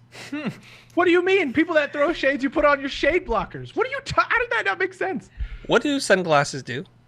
Oh God, no. You're right. I'm done. You see your metaphor? I hope your rhymes are better than that. Wow. We're still waiting on the freestyle. I'm just saying. You know, you don't wear sunglasses to block the shade. Shade blockers, Wear bro. sunglasses to shade. Whatever. All right. So, Mo, you ready to do this? Let's get us out of here. I want to thank each and every single one of you, all 800 plus people. I don't know where we peaked at. I couldn't pay attention. Thank you very much for you guys for hanging in there with us. Don't forget to like, comment, and subscribe to the channel. We love you. We love seeing your growth, and I'm here to help you, everybody. So from the bottom of my heart and from the rest of the team, I really do hope that you found this session to be valuable. Jonah will be doing that cut. How to Steal Your Girl. Oh, Lord. We'll see. No, I'm just kidding. We're not doing that. That's terrible. We're not doing that. But that's it for us. And I don't know when the next live stream is. Jonah, do you know? Thursday, education panel. Petrula, Joy, Corman, and 2 other guests. Oh, yeah. Thursday, you guys, at 11 a.m.? Yes. Thursday at 11 a.m. It's going to be super spicy. I imagine we're going to be talking about the future of education. We have a bunch of people who are in the education space from different points of view. Some young, some a little bit older, and then throw myself in there on the older side. And we're going to be talking about this. It is obviously something that has been impacted and accelerated because of the COVID pandemic. All right. That's it. So, Mo, I'm going to turn over the rest of the show to you. Freestyle and get us out of here, yo. This is a little written throughout it, so here we go. Today we learned how to be human, build relationships, and how to sell better with these awesome paying clients to ensure we stack the cheddar. So keep your head up and listen carefully. It's not always about deadlines, then pay and fees. Focus on whether you're a right fit. Are they comfortable? Do you have your marks hit? Understand where they're coming from and what's the real problem, and let them know that it's all about them. And don't be too aggressive with negotiation. Maybe phased engagement, ease them into happiness, show them you're excited, shave off some sense, then deliver on your promise and get ready to go. And trust that that client will never say no. Boom. Well done. Well done. All right, Jonah, play some music. Let's get us out of here. I'm going to read this last comment from Pixel. Thanks very much, Pixel. Again, thank you, Kyle.